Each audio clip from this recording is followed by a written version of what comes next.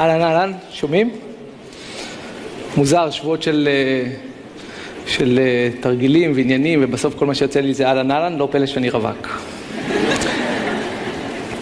בכל מקרה, כנסו איתי לאווירה, 2001, אני באוסטרליה. אני צעיר, מגניב, גבוה. רק השורות הראשונות רואים, טוב מאוד. מרחבים עצומים, בלי סוף. וכל החיים לפניי.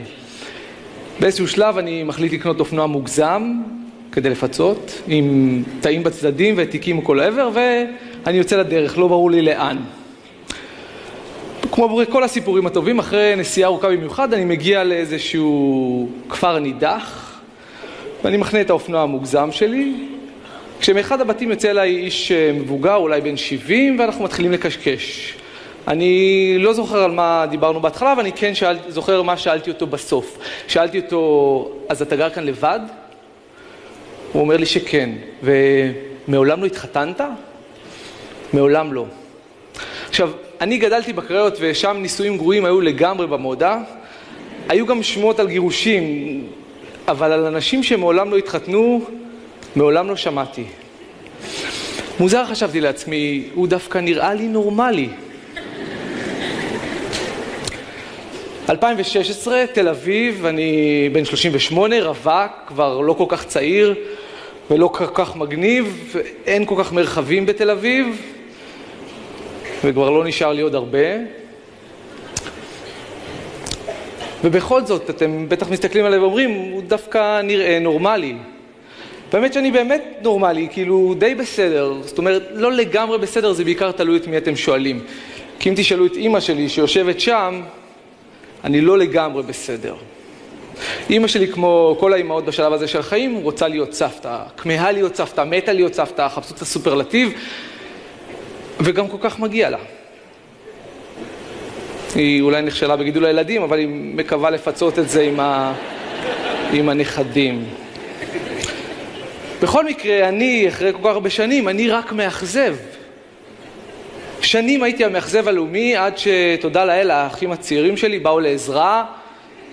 אחי האמצעי יצא עם מישהי 10 שנים, יצא לנישואים, הם התחתנו, ודי מיד אחר כך התגרשו. אחי הצעיר יצא עם מישהי 6 שנים, הציע לנישואים, וכעבור חודשיים קיבלו את הבסטה. כך שבלי שעשיתי כלום, איבדתי את התואר המאכזב הלאומי, שעבר לאחיי, כל אחד מהם בתורו. היום אני סתם ניר. אז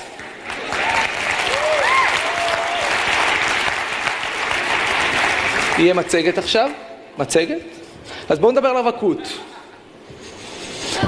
אז זה הצד הפחות מגניב שלה. זה בדידות וזה מבאס וזה מאפן. אבל יש גם המון צדדים נהדרים לרווקות.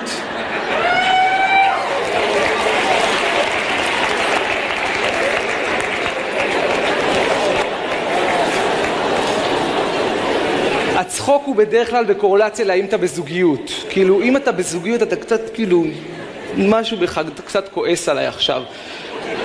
ובצדק, כי כשמסתכלים על זה, רווקות זה לא כל כך נורא. אתם יודעים מה? לא מספיק נורא. תחשבו לעצמכם, איזו אישה מדהימה אני צריך כדי שבשלב הזה של החיים, אני אהיה מוכן לוותר על כל היתרונות המדהימים האלה. ספורט 5, 6, 7, 8... ובתכלס מה שאני מבקש הוא משהו מאוד סטנדרטי. אני רוצה אישה שתהיה יפה, אבל שלא תהיה מודעת לזה. שתהיה חכמה, אבל שלא תתפס עליי תחת. זה לא חוכמה, אני דיסלקט ודביל. שתהיה לה אישיות ושגם תהיה מצחיקה בטירוף, אבל לא יותר ממני. ובעיקר שתאהב אותי בגלל מי שאני ואיך שאני, ובעיקר למרות מי שאני. כן. אז התחלנו לדבר על רווקות, ועכשיו אנחנו נדבר על איפה הוא מוציא אישה כזאת, אבל קודם אני רק אדגיש, אני בסך הכל בסוף רוצה אישה שאני אתאהב בה כל בוקר מחדש. אתם יודעים, כמו בסרטים. כאילו, מה בסך הכל אני מבקש? ששנה הבאה אני אוכל להעלות לפייסבוק תמונה של אשתי הדוגמנית, בזמן שהיא מקבלת פרס נובל על תרומתה לחקר המוח, בזמן שהיא מעבירה זקנה את הכביש ומצחיקה את הבן הגאון שלנו בהומור המושחז שלה. זה מוגזם. האמת שכן. ואיפה מוצאים היום אחת כזאת? איפה מוצאים אחת כזאת? היום מחפשים אותם בטינדר. אין לי מושג איך היא מתרגמת טינדר, אין לי מושג.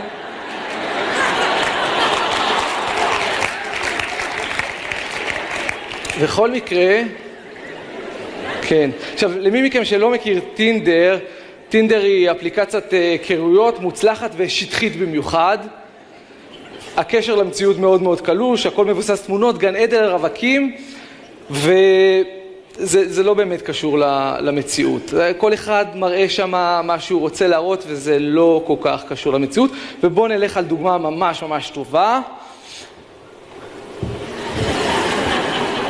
סחבק מסוכס וגברי. סחבק עושה מיליונים, שום קשר לחשבון הבנק. זאת בל, אני מאוד אוהב אותה באמת, אהבת חיי. הכלבה, אני גם אוהב בעלי חיים, זה חשוב להראות. נשים נורא מתחברות לזה. פה אני הרפתקן, ופה אני קצין, שומר על המדינה, מי שלא רואה, בעיניים עצומות. כן. וכמוני יש בלי סוף, בופה אינסופי של רווקים ורווקות כמוני. ואני, מה אני צריך את כל הבופה הזה כשכל מה שאני מחפש היא רק אחת? בכל מקרה, אפרופו הטינדר, ואולי קצת כמו בחיים, אנשים מתחלקים לשלוש, לפחות אצלי. כן, לא ולמה לא. את הכן אין מה להגיד, הממוד, זה, לא, זה, לא, ולמה לא, זה. זה בעיקר קשור לכמה אני משועמם, מבואס או צמא לחום גוף, אבל זה תמיד משהו זמני. כן. אז בואו נראה מה קורה כשאני משועמם ואני משחק באפליקציה ואני פוגש משהו שנקרא כמו למה לא. אז מצאתי מישהי באפליקציה, החלפנו כמה משפטים בצ'אט ועוד כמה מילים בטלפון כדי לוודא שלא מדובר באיזה מתחזה בשם אבי. היו לי כוונות ממש טובות וקבענו להיפגש להפי אאור אחרי העבודה. למי מכם שלא מכיר מה זה הפי אאור, הפי אאור זה נהדר כי זה אומר שהדרינקים זה 1+1 וזה לא משנה איך הדייט תהיה, אבל יש הרבה אלכוהול ואלכוהול זה טוב, בטח בשלב הזה של החיים. ואז אני מגיע למקום ואני פוגש את הבחורה והקשר בין המציאות לתמונות כמעט כמו אצלי. משדר משהו אחר לגמרי, אבל אני כבר שם, ואפילו שאני לא רוצה להיות שם, אני לא אלך כי זה לא מנומס. כי אותי אגב לימדו נימוסים, לימדו אותי לפתוח את הדלת, ולימדו אותי להרים את הקרש ולקחת את הסלים, ואף פעם לא להכות אישה בפנים. זה, גדלתי בקריות, אז לא זה. בכל מקרה אני כבר שם, ואנחנו מזמינים דרינק, ואז מה קורה? מה הבעיה בהפי אאור? הדרינקים הם 1+1. וזה נמשך כמו נצח, ולא מספיק שזה נמשך כמו נצח, היא גם יכולה להתחרות על, לא יודע, לזכות בתחרות שוטת היין האיטית ביקום. נשבע לכם אם הייתי שם כוס יין נוספת ליד, היא הייתה מתעדה בקצב מהיר יותר. כן. זהו, יש עוד מלא סיפורים, חלקם מצחיקים, חלקם עצובים, חלקם מגניבים, חלקם... אבל יש גם את הסיפורים של הכמעט. כשאתה פוגש מישהי שהיא נראית בכיוון ומשום מה גם היא בעדי, וזה מרגיש כמו ומריח כמו ומנסים ויוצאים, וזה לא קורה. וכשזה לא קורה זה מחמיץ את הלב. ובמקרים הנדירים האלה, הלב גם נשבר. הכמעט הזה שובר את הלב. אני כבר בן 38. ואחת הפעמים אחרי שנשבר לי הלב, רציתי למות, אבל באמת. הלכתי לפסיכולוגית אחרי שבאמת הגעתי לתחתית. זה היה המהלך הכי תל אביבי שלי.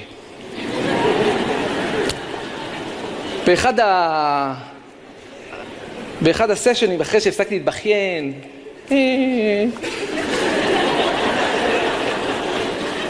אז דיברנו על להתחיל לצאת עם בחורות חדשות, ולהמשיך הלאה.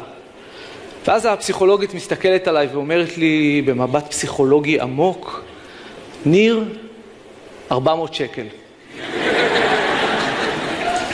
אבל היא גם אמרה לי עוד משהו, היא אמרה לי, ניר, אני רוצה שתשמור על הלב שלך, שלא תגיע שוב לתחתית. הסתכלתי עליה ואמרתי לה, לא. אני מקווה שזה יקרה לי שוב. לא כי אני מזוכיסט חס וחלילה, אלא כי זה אומר ששוב ארגיש וניסיתי, ובשלב הזה של החיים אולי הדבר שהכי מפחיד אותי זה שאפסיק לחפש, שאפסיק לנסות. אז נפרדתי עם הפסיכולוגית. אבל בכל זאת הגעתי לתובנה שהבעיה היא לא בחיפוש, אלא במחפש. אני נשוי לאיזושהי אשליה, וכנראה שהגיע הזמן שאתגרש ממנה. הייתי רוצה להגיד לכם שזה על הזין שלי, שטוב לי בלבד, ומגניב לי, ועל הכיפק לי, ותעזבו אותי בשקט, ויכול להיות שאני לא מתאים לקשר, אבל זה פשוט נראה לי לא נכון. יש לי כאן בחיים האלה הזדמנות אחת, והיא בנויה מאין סוף בחירות. ואני מוכן להתפשר בכולם, אבל לא בזו. בטח לא אחרי שחיפשתי כל כך הרבה זמן. אם תגידו לי שאני חי בסרט או לא נורמלי, אני לא אתווכח, אתם כנראה צודקים. אבל בסוף אני חושב שהפחד הכי גדול שלי לפחות, זה שהתעורר יום אחד בין 70 עם אישה של כמעט וחיים של כמעט. ואם זה מה שצופן לי העתיד, אני מעדיף להישאר לבד. תודה.